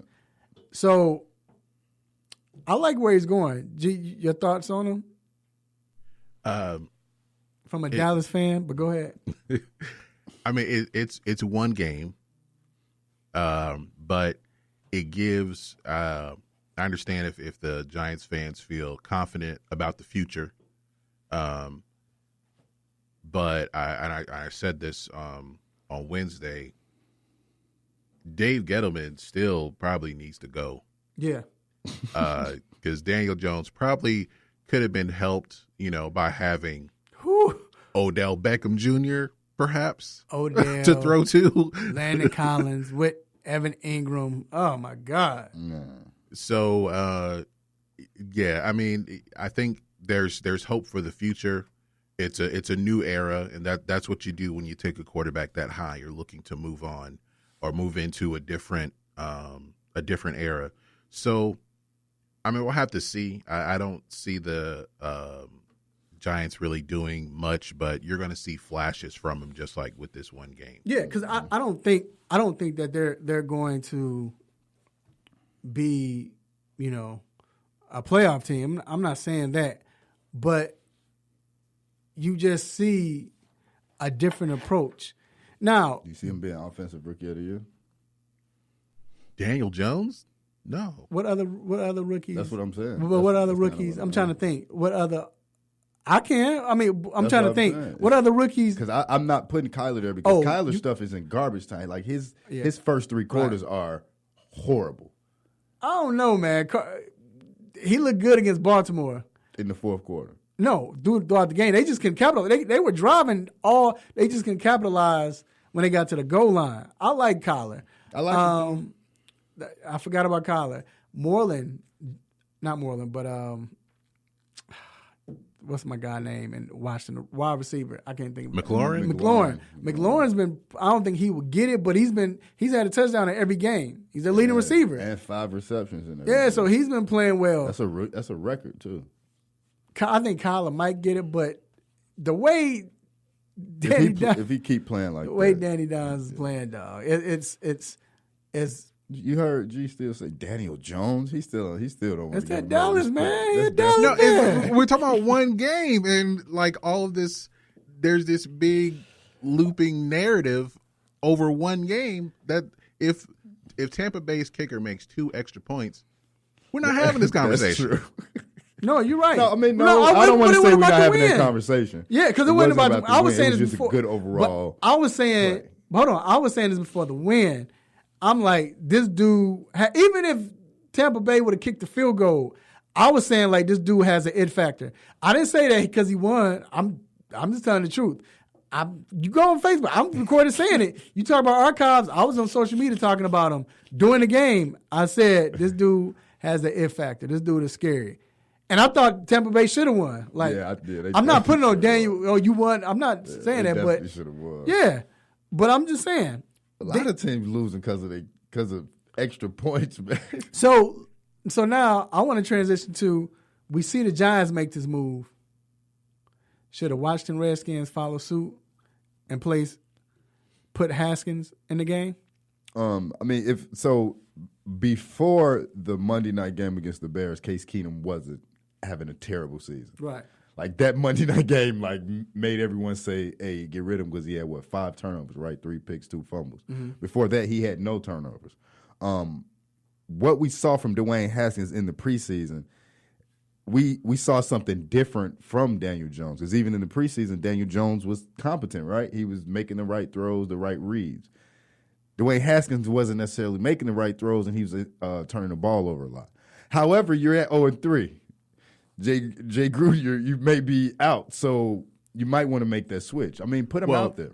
If he wants to save his job and believes in Haskins a little bit, put him in. If he doesn't believe in him, and that's another story that's come out, just like he may get fired if they lose to the Giants, a story has come out that only the owner, only Daniel Snyder wanted Haskins. Coaching staff wasn't really sold on him. Oh, so he's not going to put him in. So he might be forced, or like you said, he probably going to lose his job. If they lose Sunday, he's going to be out, and then the next coach, will put him in. Instantly. Right, because at this point, and all right, y'all. So we cover the Redskins. I get it. I don't think. No, they're not out of it. As far as they're out for the whole season, the Redskins. But if they lose to the Giants, then it's a wrap. But if they win, and like you stated, Case Keenum has been playing very well. Just he played against the Bears defense. But if they do lose next week, then it's time. Because Case Keenum is not the future. And if he's not your future, so if let's say if he says we're gonna play Case, so when do you bring him in? Would you bring him in after the 7th or 8th game? No, like you said, I would put him in now. You go 0-4, 0-5. Why not throw him in? And even Case Keenum himself said he know he's playing on borrowed time. He's just enjoying the ride. He knows that he's not going to be the quarterback of the future. So I mean, you're 0-3. You got Dallas 3-0. You got Eagles now 2-2. Right. You can't keep the further you go. Like Dallas is going to probably win this division, right? Like, so you're probably playing for the wild card, especially the way that the Redskins have been played. Like, you need to, amp up the offense or amp it up. If you go 0-4, it's time to just play them. I mean, even if they wait till week 8, okay.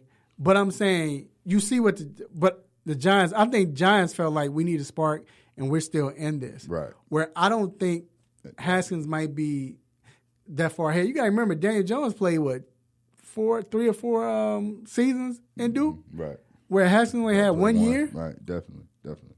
And I actually thought he was going to be put in the second half. I actually thought that they were not going to put Case, because Case Keenum was out there shook, but he built on it, right? He started playing better. But you know what? At first I said the same thing, but I did agree with the commentators. Don't put him in because – yeah, you don't want to put him in against this defense anyway. You don't want to mess up his confidence. Because this dude is doing like, you see what the Bears defense did to Kirk Cousins last year. It turned his whole season around. Right. Like he was like deer in headlights, and for the rest of the season, he was Yeah, he was shook. You don't want to do that. So I say, hey, play him. But do you think the coach is gone? So you say he's gone. Yeah, like does he last? Even if they win tomorrow, it's a winnable game. I don't think he'll be fired. Like if they win, like not right after the game or anything like that. But you think he's out before the season's done with? Probably, and it's like he's trying different stuff that didn't like he wasn't sold on RG3. He wasn't. He's even though Adrian Peterson is 107 years old. He still won't put him in. Like he won't put him in on the goal line. He'll put in Chris Thompson, who's a receiving. And with that being said, he's not even playing the players he should be playing. He went from not being even on the depth chart to when guys got injured to being the number one. Like how do you do? Like, dude, where's the? You know what I mean? Like he was inactive the first game, and then he's starting the second game. Like, dude. Yeah. We'll see. It's going to be interesting. That's why it's the season. It's the beginning of the season. That's it. All right. Keep it locked. We're going to take a quick break, and we'll be right back.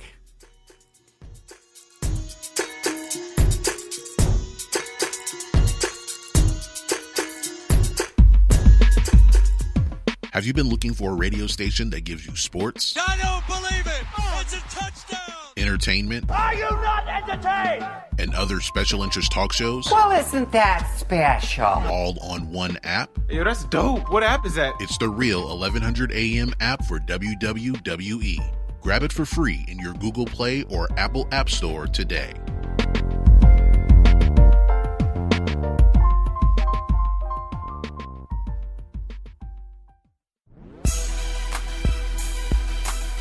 What's going on, guys? It's John Collins from the Atlanta Hawks. You're listening to the 3-Point Conversion Radio.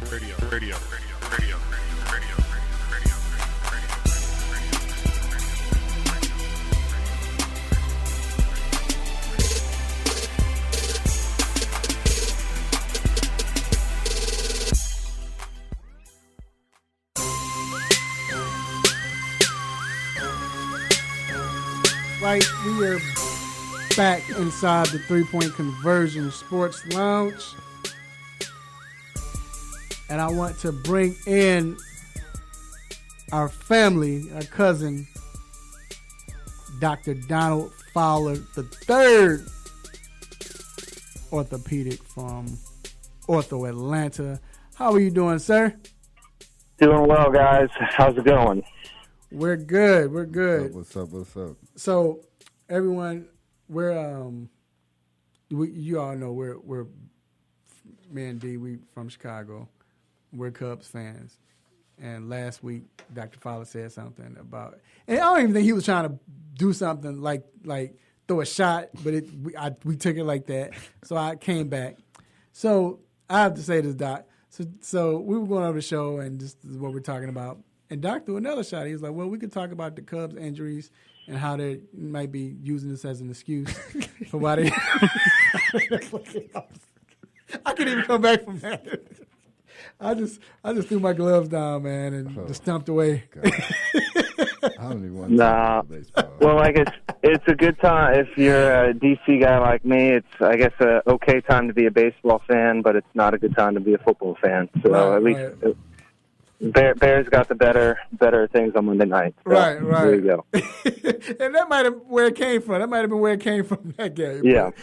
But anyway, Doc, we got to talk about you are well before we get into Saquon, the Monday night game, the Thursday night game. I'm sorry, we saw two big hits. We saw running back for the running back for the Green Bay Packers, Jamal Williams, and Eagles cornerback Avonte Maddox. They were both carried out on stretchers, and this wasn't the same play. This is on the beginning of the game for Williams, then later in the game, at the end of the game, basically for Maddox. Both were carried out on stretchers. Both were out the hospital, I think, by the next day. But when you see this, is this more now versus, you remember back in the day when we would see someone go on a stretcher, it was a wrap. It was like, something wrong. But now you see it, you see the guys throw the thumbs up or whatever, and they tell you don't move. Is this more of a precaution now? Yeah, obviously in today's day and age, with everything being studied more intensely and criticized more intensely, you always want to be cautious. Head and neck injuries, you never want to take lightly. So there's kind of a automatic kind of standard protocol. If it looks like there's any even possible kind of spinal cord trauma or damage, they immediately want to kind of keep your head immobilized, get you on the backboard, get you to the hospital, get some x-rays just to make sure, because the last thing you want to do is have something that's not severe turn into something severe because you didn't take the appropriate steps in protecting that person, having them come off the field. So I think Maddox went out because he was tired of getting burnt. Dude, he was getting destroyed. That's wrong, man. I think the Eagles need to learn how to tackle a little better, taking out both their players and the other team's players. But I mean, I personally, I still think that even though he came out and apologized, says he wasn't trying to hurt him, I think that Barnett shot was a pretty cheap hit, in my opinion. It definitely was. It was just my 2 cents. Now, Saquon Barkley was first diagnosed to be out 4 to 8 weeks. After a second opinion, it was reduced 4 to 6 weeks. Why does the second opinion trump the first, and what determined the 2 weeks he gained? Yeah, so he saw his doctors in New York, who are certainly, that's honestly one of the places I trained, and they know what they're doing. They're the ones that did Durant's Achilles surgery and a bunch of other famous people. So a good place to start for an opinion. They ended up going to see Bob Anderson, who's a very famous name, who used to be with the Panthers and now is with the Packers. And so I think it's probably 6 weeks, 6 weeks. They just didn't want to come out and put too quick of a timetable on it and make it seem like if he wasn't progressing like they hoped that that something was wrong or, people had to panic. So I doubt there was really that much different said from one visit to the other. I think obviously the good news is he's not going to need surgery. Certainly they're going to rehab him as quickly as possible. He claims that he had a similar injury at Penn State and was back in 2 weeks, but all high ankle sprains aren't the same, so it sounds like this one might have been a little more significant. And again, take it at least 4 weeks. My guess is it'll probably be closer to 6 weeks. So now, we talked about the second opinion, because you hear a lot of people do that. So with you, say if you diagnose somebody with something, I know you're usually fixing everything, but you diagnose and somebody says, I'm going to get a second opinion. Is that disrespect to you? You look like what? No, I mean, I honestly, especially with professional athletes, with the amount of money that's involved in litigation, it's almost an automatic. Doesn't matter if you're Kevin Durant or some scrub playing in the G League. It just, you almost always get a second opinion. There's the pressure from your agent and everyone else to do that. Certainly you want to make sure that you're doing right by the athlete, even though with everyday people, recreational athletes, etc., sometimes I'll still recommend a second opinion, or I get plenty that come to me as a second opinion, because there's not always just one option. There sometimes can be 2 or 3 options, both surgical and non-surgical, for treatment. So I always kind of say there's nothing wrong with getting someone else's perspective and kind of weighing what they have to say. I think it just makes the patient or the athlete more informed in the process. So. Doc pulling out, hey, he's coming in and said the scrubs in the G League. But once again, we're here live with orthopedic from Ortho Atlanta, Dr. Donnie Fowler III, coming in and giving us insight on injuries. And shoot, this could be fantasy related as well, because speaking of fantasy, Melvin Gordon, he's been out. He finally came back. He came to a senses and said, "Look, this joke about to take my job. Let me come back now." And Lynn has already said that once he comes back, he's a starter. Mm-hmm. And they said it's possible he could play this Sunday. But for you, would you risk playing him? And how long do you think he needs, knowing the fact that he hadn't played football? Yeah. Well, I think this is going to be very interesting. It's almost like an experiment where we're going to get to see, based on players not wanting to necessarily play in the preseason and doing all this stuff for the get-go. Well, now we're going to see someone potentially who hasn't done anything and is going to get thrown potentially right in the game, and we'll see how well he adapts. I mean, I'm sure he's in decent conditioning, but being in game shape, contact, all the other stuff that you can't really get on your own, I think that's a different animal in the NFL. So I would honestly be a little concerned throwing him out there 2 days after reporting tomorrow and Sunday. I guess maybe they try to I certainly don't see him taking a full load. Maybe they get him out there to run a couple series, but I personally think they need to be really cautious and working him in and probably giving him at least, I'd say, 2 weeks or so to kind of acquiesce before he's fully 100%, number one ball carrier type load out there. But Doctor, they are playing the Dolphins. So I mean, does that change what kind of load he may actually get? I mean, even if he plays just the first quarter, he still might get 75 yards and 2 touchdowns. Yeah, this is true from a fantasy standpoint. Yes, he could still be a perfectly adequate starter playing against the Dolphins, even if he takes 3 series. But I think that's a good way to look at it, as almost this being like a preseason game for him, where maybe they work him in for a quarter or so. But I certainly want to play him the entire game right off the bat. I know it's a big boxing match today, but everybody throwing blows today. It's definitely a warm-up game. Now we know AJ Green is still out nursing his ankle, and they're saying he has no timetable. Although they keep saying he's making progress, what would the holdup be? Yeah, again, I think they're looking at this point. Doesn't look like their season is going to be heading towards the playoffs. So they want to protect their investment. I think they just want to be 100% certain that he's 100% before he steps out on the field. It does, from reports, sound like he is coming along. He's out of his walking boot, started doing running, but I don't think he's done much as far as like pads and stuff on the practice field as far as team drills. So my guess is it could still be at least another 2 weeks.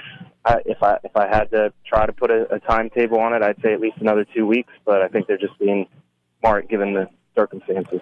But you're on the road. But wouldn't they be? But wouldn't they be? I guess at the same level, even if he came back.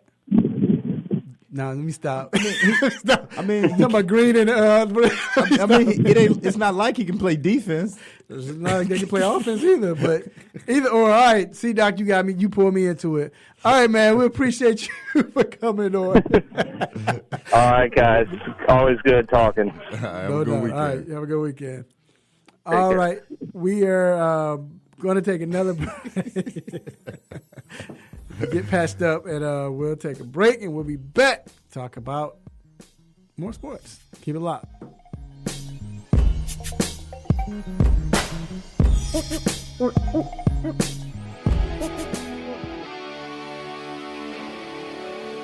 Have a sports injury?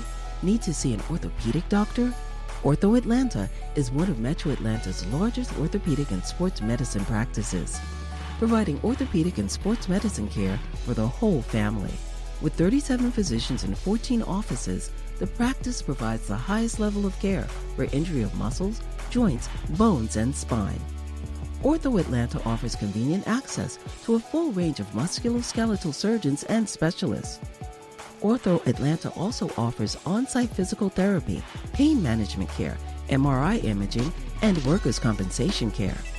The Ortho Atlanta surgery centers in Austell and Fayetteville provide cost-effective, same-day surgical procedures in an accredited outpatient center. Hip, knee, shoulder, back pain? Ortho Atlanta has you covered with specialists in all areas. Same-day appointments, orthopedic care for the whole family. Ortho Atlanta, Atlanta's choice for orthopedic and sports medicine care. Learn more at www.orthoatlanta.com.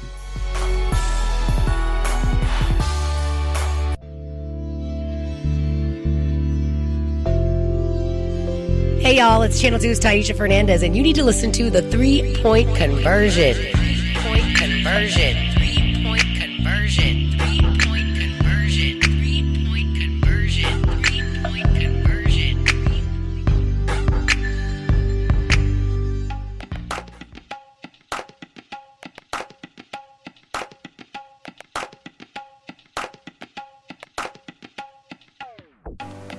All right, we are back inside the 3-Point Conversion Sports Lounge.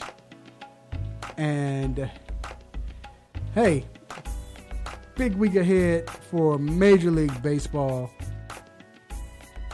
The wild card will begin. And that one game is exciting. I mean, I know we hate it. Usually when we say we hate it, D, why you say you hate it? Because if it's the Cubs, you hate it because if it's your team, you hate that. That's pressure. Yeah, and it's one game. One game. Hey, it's like football playoffs. NFL. One game. When I say I hate it, this is another reason why I hate it, right? I don't like to call that making the playoffs. Right. Yeah, that's why I was going to ask you, like, if you get to just the one game playoff, did you make the playoffs? That's right. Like, did you make the postseason? No, you didn't. Like, I don't feel you made the playoffs if you got to the wild card game. You got to the wild card game. Right. Well, do we even have to talk about this? Yeah, it's a game. It's an I'm talking about game. MLB. I know.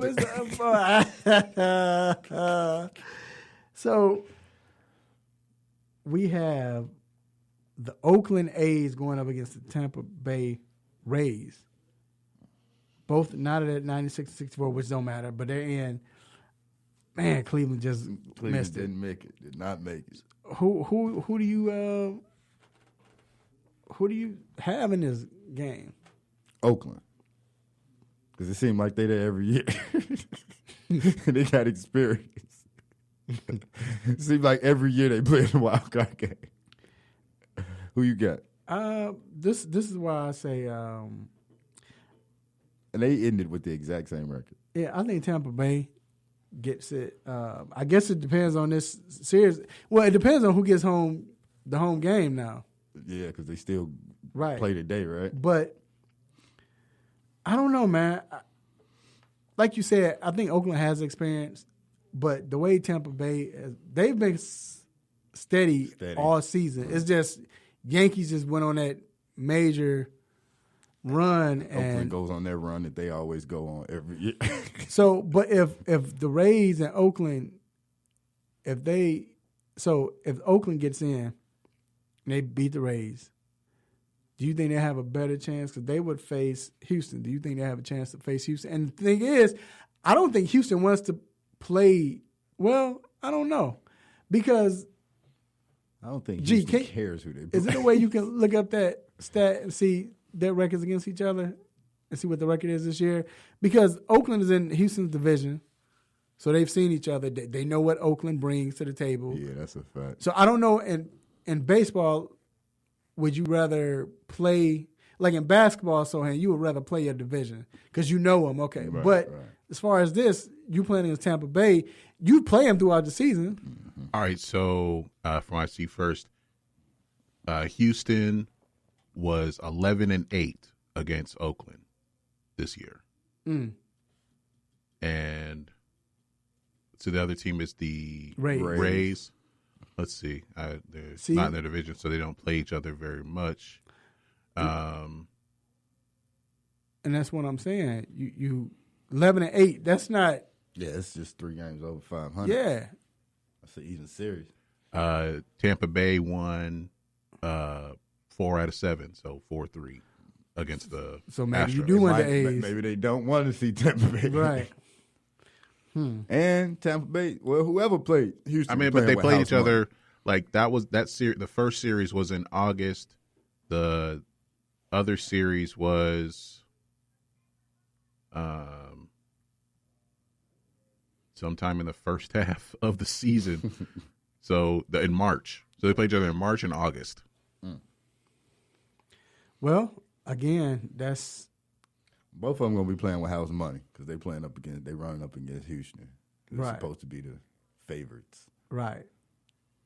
Yeah. So now you have the Washington. So in the National League, the Washington Nationals, they're in, and it's either going to be the Cardinals or the Brewers.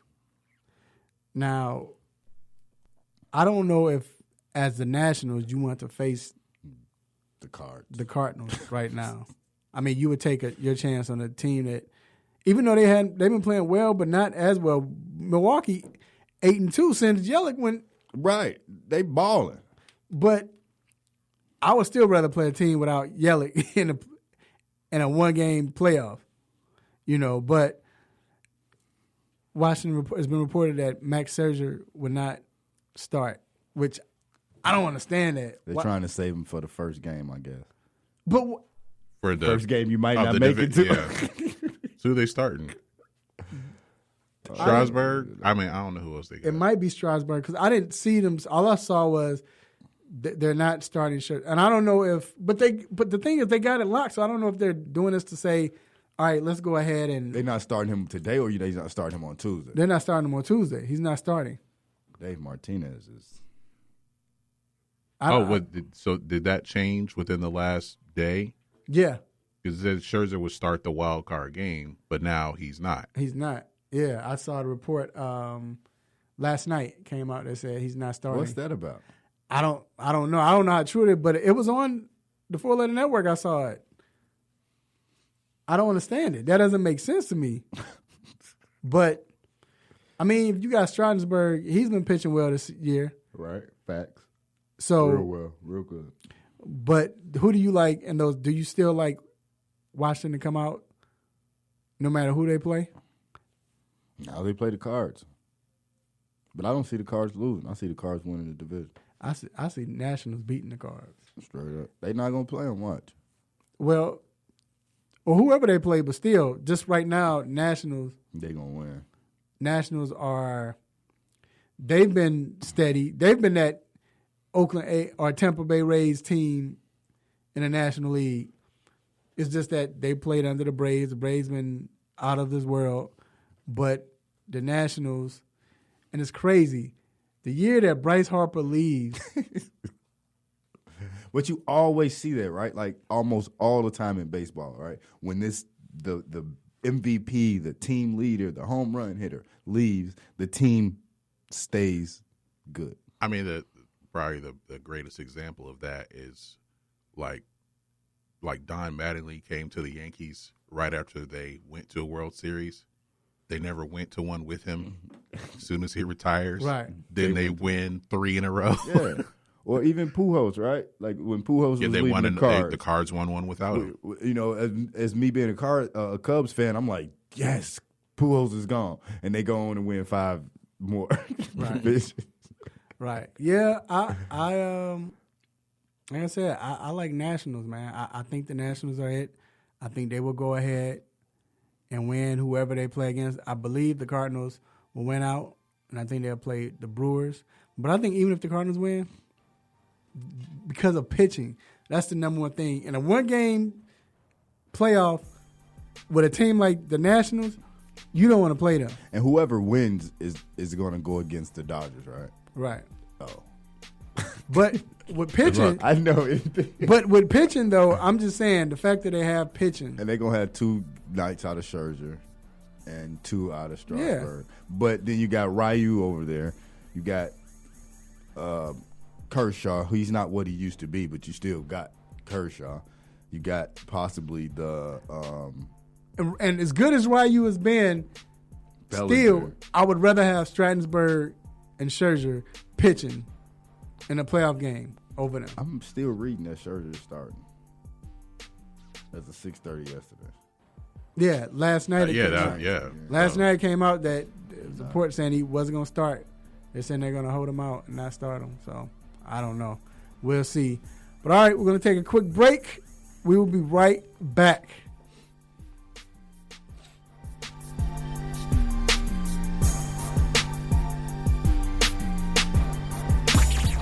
What's good, family?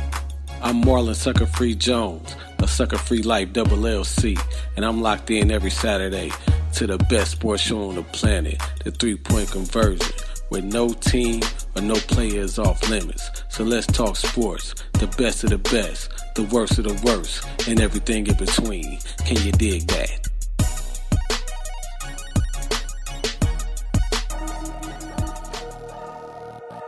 It's time to get in the mind of Mr. Controversy and the Intellectual with What's on My Mind.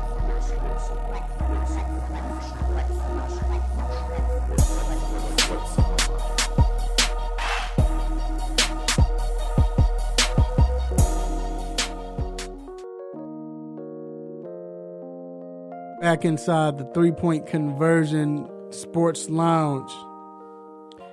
And this segment, What's on My Mind, is a segment where we get to talk about what's on our mind and whatever it is dealing with sports. And I don't get a chance to do NFL Diary anymore, but I'm going to use this as my NFL Diary quickly. I'm going to go with the counterfeit teams of the NFL. And right now,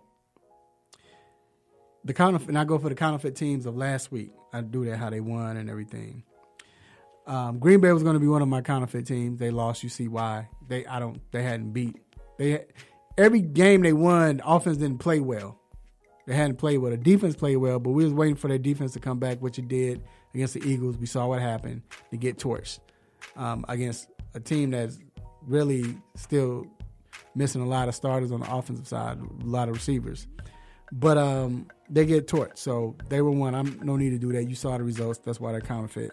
The Detroit Lions are 2-0-1, counterfeit. The first rookie game, you let them come back after a big lead. You let them come back and tie it up. It goes into overtime. You can't score again. LA Chargers, I'm sorry, they play like San Diego, and they didn't do, for some reason they couldn't muster up any offense. Now, you can say the Lions defense played well, but come on, the other 2 games they got torched by teams with worse offense, So they barely won that game at home.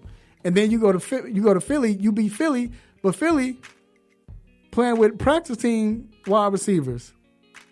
And they still almost lost that game. Gave it away. They're not as good. They're counterfeit. The last team that is counterfeit to me, San Francisco 49ers. They're 3-0. These jokers should be 0-3. They've beaten the Pittsburgh Steelers without Ben Roethlisberger. They've beaten. They They beat who else they beat? Cincinnati. They're 0-3. And they should have lost that. Both of them games were close. Well, nah, I lied. They killed Cincinnati, and then the Tampa Bay game. Counterfeit, man. They're not for real. Garoppolo's not playing as well. What happened to Kittle? Counterfeit. Those are my counterfeit teams. You'll see this week. That's on my mind. Before you go, Mike Patton he knew you were going to say the Niners. He knew it was coming. My point. He know it. Yeah. He know what it is. He know what it is. What up, Mike? So what's on my mind today is the play of Mitchell Trubisky. I'm a Chicago fan through and through. Any team. Don't let me cut your mic off, dog. Even the Chicago Fire. I'm riding with them. You know what I'm saying? So it's 10 toes down for the Bears. Bear down. However, I hope we not run into another one of these errors where we have this great defense, historic defense, and we're going to not go as far as we could because of poor quarterback play. And we know last year Mitch did some things that definitely showed us his ability, and he has the ability. However, having the ability and putting the ability on the field are two completely different things. Now, he played a good first half last week, but a lot of them were like little pitch and throws, quick outs, passes like that, except that one, that bomb to Gabriel. Can't get mad at that. That was a great pass, great play, but it was out of the pocket. Him standing in the pocket, his passes just aren't crisp. They aren't there. I remember one of the plays where Montgomery had a little slant. If he had to hit him in stride, it was almost a 30-yard gain. It could have been. So I got faith in Mitch, so I think that he is going to turn it around and make the passes that he needs to make and get the offense going where it should. I think play calling hasn't necessarily helped them, but I just hope we don't go into one of these times where we have this great defense, one of the top defenses in the league, and our offense just can't do that. But come tomorrow, I'm sure we'll show Minnesota what's the deal, and that's what's on my mind. Boy, he was about to prolong this show. Now he's just not doing what he's just not getting it done. I feel you, but I don't think it's taking time. You're right, but I think it's the play calling, and he did well the first half. Even the second half, that was more bad. That was bad play calling. We took we just like, all right, we just gonna chill, run the ball, whatever. That interception. And I'll take the interception. It's a bad interception, but he didn't force it. It was just a bad throw. I would take a bad throw. But you got to get that. But listen, I would take a bad throw any day over you forcing it like a Jay Cutler. And the only thing I don't wish, this is the last thing, G, we can't get to the point, and I think that's what Booger and everybody else is doing because of our past with Chicago quarterbacks, especially with Jay Cutler. After every quarterback after that, you have to play very good to erase. Right, and I think that's just that. Like, I definitely think I agree with he has it, right? But then you also kind of look at some of the other quarterbacks who came behind him, right? You look at Watson, you look at Mahomes, and you're like, but look who they have though, and look at their coach. Who Watson coach? I'm saying, look at the coach. He's more offensive minded. You could say Andy Reid. I'll give you Mahomes on that. I'm just saying Nagy's been calling horrible play calling. That's what I'm saying this year. Okay. But look at who he has. Look who Kansas City has. Look who has Watson. Yeah. Nobody. He got Hopkins. Who do we have?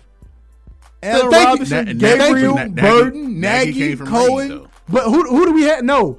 And all of them receivers are not even top 20 or top nothing. But you're saying 3-1. No, he has Will Fuller too. Man, Will Fuller play one game a year.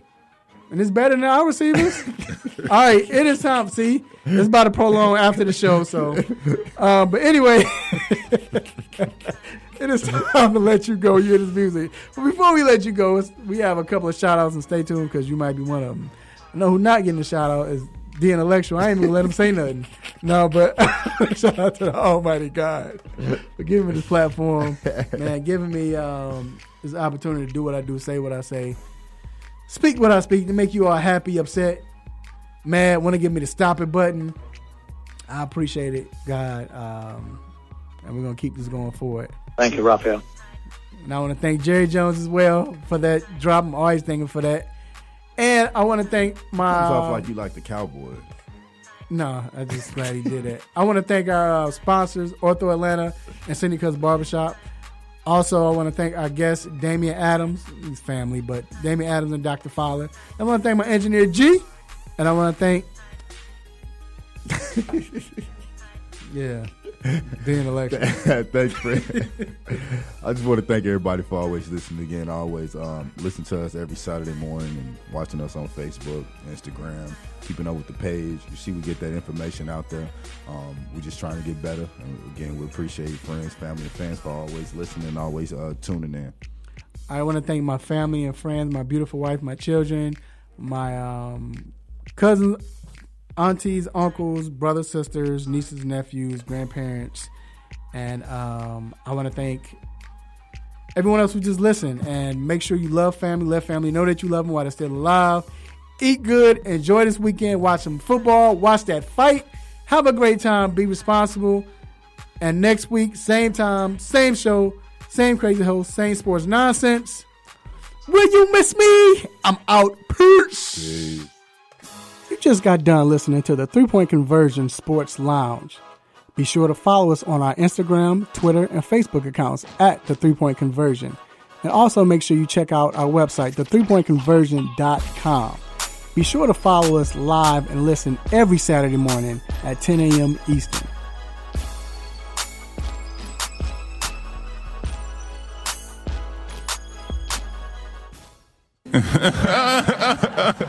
Stop it.